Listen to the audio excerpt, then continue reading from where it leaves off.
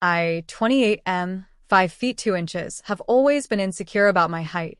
It's something I've learned to live with, but it's hard not to feel self-conscious when you're constantly surrounded by people who are taller.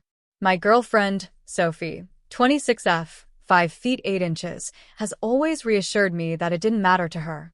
We've been together for just over a year, and she always said she loved me for who I am. My best friend, Mark, 29 m, is 6 feet 4 inches, basically the opposite of me in every physical way. He's one of those effortlessly cool guys, and we've been friends since high school. Sophie and Mark have always gotten along great, which I thought was awesome until recently. For the past few weeks, I'd been feeling like something was off with Sophie. She seemed distant, but whenever I asked her about it, she'd brush it off, saying she was just tired or stressed from work. I tried not to push her, but I couldn't shake the feeling that something wasn't right.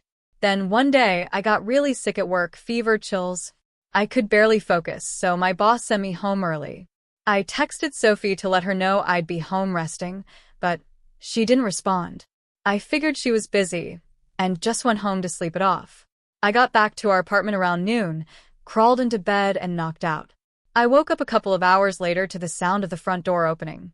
Still groggy, I heard Sophie walk in. She didn't know I was home because the apartment was quiet, and I hadn't bothered turning on any lights.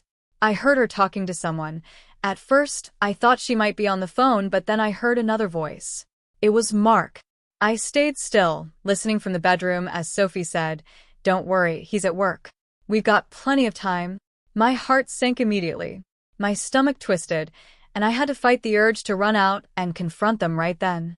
I couldn't believe what I was hearing. Sophie and Mark, my best friend. They were talking in hushed tones, but I heard enough. Sophie was giggling, and then I heard her say, "I can't stop thinking about you. Last night was insane.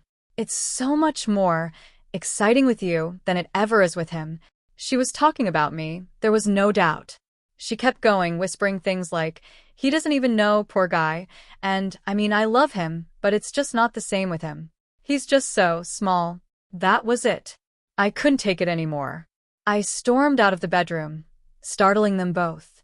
Sophie turned pale when she saw me, and Mark looked like a deer caught in headlights. I was shaking, part from the fever, part from pure rage. I yelled, "How could you do this? Both of you?" Sophie started stammering, trying to explain, but what could she possibly say?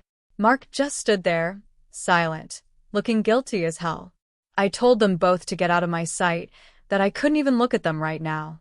Sophie tried to say it wasn't what it looked like, but what else could it be? I locked myself in the bedroom, feeling completely humiliated. Here I was, sick and vulnerable, and the two people I trusted most had betrayed me behind my back. Sophie kept knocking on the door, pleading with me to talk, but I just couldn't. Now, I don't know what to do. Part of me feels like I should have just confronted them calmly, but I couldn't control myself in the moment. I've been sitting here since, trying to figure out how to even process this. AITA for confronting them? Should I have handled it differently?